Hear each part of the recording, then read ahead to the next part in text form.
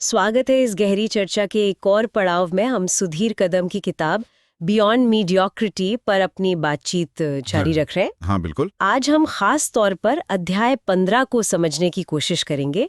इसका शीर्षक है cutting through illusion to gain mastery, यानी भ्रम को काटकर महारत हासिल करना। हाँ, ये अध्याय ना अस्तित्व की असलियत और मुक्ति के रास्ते को समझने के लिए गीता के एक बहुत ही दिलचस्प रूपक का इस्तेमाल करता है। वो उल्टे बरगद के पेड़ वाला है ना? वही। लेखक इसे भ्रामक पेड़ या इल्यूजरी ट्री कहते हैं। सोचिए जरा, जड़ें ऊपर आसमान की तरफ और शाखाएं नीचे जमीन की ओर फैली हुई हैं। ये दिखाता है कि दुनिया को लेकर हमारी समझ अक्सर कैसे उल्टी होती है। बिल्कुल सही कहा आपने। ये शाखाएं जो नीचे भौतिक दुनिया में फैली हैं, वो हमारी इच्छाओं, हमारी कामनाओं से पोषण पाती हैं। अच्छा। हाँ, और यही चीज हमें फिर चाहत और संघर्ष के एक कभी ना खत्म होने वाले चक्कर में फंसाए रखती है। इस पेड़ के पत्ते कर्मकांड या शास्त्रों की तरह हैं, जो अपने आप में मुक्ति नहीं दिला सकते। जीवन का जो असली स्रोत है, असली पोषण, वो तो ऊपर है, जड़ों में। यहाँ एक सोचने वाली बात है, जैसा किताब में कहा गया है, bullet, the world looks upright but we are growing downward if we forget where we are rooted. दुनिया सीधी दिखती है, लेकिन अगर हम भूल जाते हैं कि हमारी जड़ें कहाँ हैं, तो हम नीचे की ओर बढ़ रहे हैं। बिल्कुल, ये बहुत गहरा पॉइंट है। तो फिर इस उलझन से निकलने का रास्ता क्या बताया गया है? कृष्ण का समाधान है इस पेड़ को काटना। लेकिन यहाँ पेड़ काटने का मतलब ये तो नहीं कि जीवन छोड़ दें या संन्यास ले लें। नहीं, बिल्कुल नहीं। यहाँ पेड़ काटने का मतलब है उसके भ्रम में जीने से इनकार करना, वो जो झूठी तस्वीर है उसे सच मानने से मना करना जो हमें उलझाए रखती है। अच्छा, जैसा कि आपने कहा, bullet, cutting the tree doesn't mean renouncing life, it means refusing to live in its illusion. पेड़ काटने का मतलब जीवन त्यागना नहीं है, इसका मतलब है उसके भ्रम में जीने से इनकार करना। इसे लेखक एंगेज्ड क्लैरिटी कहते हैं, मतलब संलग्न स्पष्टता। दुनिया में सक्रिय रहते हुए भी उसके मोह में फंसे बिना काम करना। एंगेज्ड क्लैरिटी, दिलचस्प टर्म है। हाँ, और वापस अपनी जड़ों की तरफ लौटना, जहां से असली शक्ति और पोषण मिलता है। इसे अगर हम मान लीजिए बिजनेस या लीडरशिप के कॉन्टेक्स्ट में देखें, हाँ, तो अक्सर हम शाखाओं पर चढ़ने में लगे रहते हैं, जैसे कोई पद, कंपनी का स्केल, बाहरी विजिबिलिटी, इन सब चीजों पर। सही बात है। और ये देखना भूल जाते हैं कि हमारी जड़ें कहाँ हैं। क्या वो हमारी दृष्टि, हमारे विजन, हमारे वैल्यूज और सेवा सर्विस की भावना में मजबूती से जमी हुई हैं, या हम बस हवा में हैं? ये जड़ों और शाखाओं वाली बात वाकई सोचने लायक है।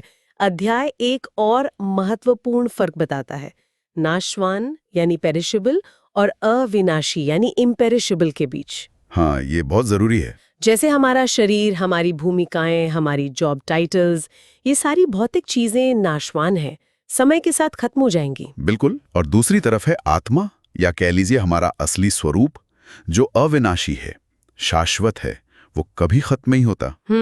दिक्कत तब होती है जब हम अपनी पहचान पूरी तरह से नाशवान चीजों से जोड़ लेते हैं। मेरा पद, मेरा पैसा, मेरी गाड़ी, मेरी उपलब्धियां। हाँ, अक्सर ऐसा ही होता है। तब हम छोटी छोटी बातों पर चिंतित और बेचैन हो जाते हैं, डिफेंसिव हो जाते हैं। लेकिन जब हम अपने अविनाशी स्वरूप से जुड़कर काम करते हैं, तो एक शांति और स्पष्टता के साथ नेतृत्व करते हैं। अच्छा। तब काम बोझ नहीं लगता, वो पूजा बन जाता है। और हमारी पहचान नतीजों से नहीं बंधी होती कि सफल हुए या असफल। इस भ्रम के पेड़ को काटने के लिए किताब में वैराग्य की कुल्हाड़ी, एक्स ऑफ डिटैचमेंट का जिक्र है। डिटैचमेंट या वैराग्य शब्द सुनते ही कई बार लगता है कि सब कुछ छोड़ छाड़ कर कहीं चले जाना। हाँ, ये एक आम गलतफहमी है। वैराग्य का मतलब दुनिया या अपनी जिम्मेदारियों से भागना बिल्कुल नहीं है। तो फिर क्या है? इसका असली मतलब है उन अस्थायी चीजों के साथ अपनी जो अचेतन, अनकॉन्शियस पहचान है, उसे काटना, उनसे चिपकना छोड़ना। जैसा कहा गया है, detachment isn't walking away, it's knowing what not to cling to. ये समझना जरूरी है। हाँ, ये चेतना की एक अवस्था है, एक स्टेट ऑफ कॉन्शियसनेस है, जहां हमारे काम बाहरी दबाव या पुरानी आदतों, कंडीशनिंग से नहीं, बल्कि अंदरूनी जुड़ाव, इनर अलाइनमेंट से होते हैं।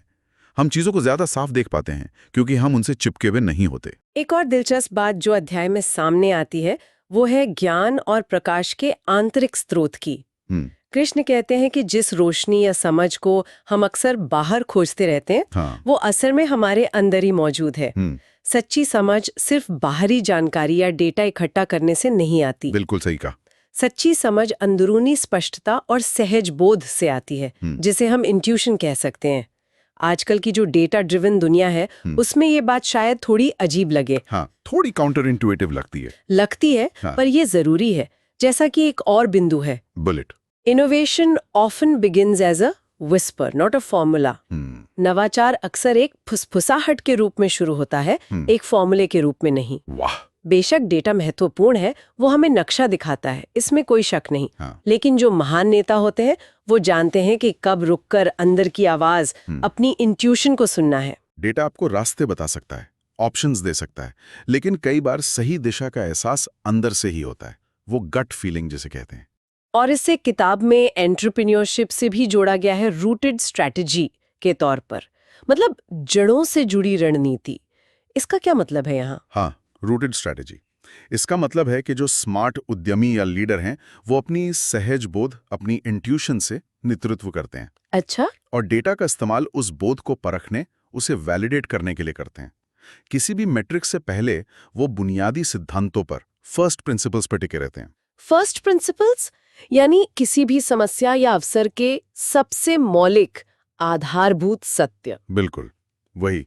तो ये उन लोगों से अलग हैं जो सिर्फ बाहरी नतीजों पर, मतलब शॉर्ट टर्म रिजल्ट्स पर ध्यान देते हैं। हाँ बिल्कुल, जो लोग सिर्फ क्षणिक नाशवान मापदंडों पर, पेरिशेबल मैट्रिक्स पर ध्यान देते हैं, जैसे क्वार्टरली ग्रोथ कितनी हुई, वेबसाइट ट्रैफिक कितना है, कंपनी का वैल्यूएशन क्या है, वो शायद तेजी से आगे बढ़ते दिखें, लेकिन उनकी सफलता अक्सर नाजुक होती है, फ्रजाइल होती है। अच्छा। असली और टिकाऊ लाभ तो अविनाशी चीजों में छिपा है, जैसे ग्राहकों की गहरी अनकही जरूरतें क्या हैं, फर्स्ट प्रिंसिपल्स क्या हैं, ऐसे ग्राहक सत्य जो समय के साथ बदलते नहीं।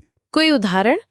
टेस्ला का उदाहरण दिया किताब में। उनका ध्यान सिर्फ कार बेचने पर नहीं है, बल्कि टिकाऊ परिवहन के जरिए दुनिया की ऊर्जा समस्या को हल करने जैसे फर्स्ट प्रिंसिपल पर रहा है।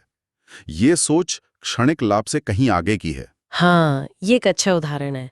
ऐसा लगता है कि जैसा कि कहा गया है, bullet illusion looks like traction when you're not watching the route. जब आप जड़ पर ध्यान नहीं दे रहे होते हैं तो भ्रम कर्षण जैसा दिखता है। बिल्कुल। आपको लगता है आप आगे बढ़ रहे हैं, पर शायद आप गलत दिशा में हो। तो कुल मिलाकर इस अध्याय का सार यही लगता है कि जीवन में या अपने काम में महारत हासिल करने के लिए जरूरी है कि हम भ्रम की परतों को काटें। हाँ, नाशवान और अविनाशी के बीच का फर्क समझें और बाहरी शोर के बजाय अपने अंदर के ज्ञान और अपनी असली जड़ों से जुड़ें। बिल्कुल, ये हमें सच में गहराई से सोचने पर मजबूर करता है। श्रोताओं के लिए एक विचार छोड़ जाते हैं इस बातचीत के अंत में। जरूर। ऐसी कौन सी भ्रामक शाखाएं हैं जिन पर हम शायद अनजाने में चढ़ते जा रहे हैं, और हम अपनी असली जड़ों को, हमारे बुनियादी मूल्यों को, हमारे उद्देश्य को, हमारे सिद्धांतों को कैसे और मजबूत कर सकते हैं? बहुत अच्छा सवाल है सोचने के लिए।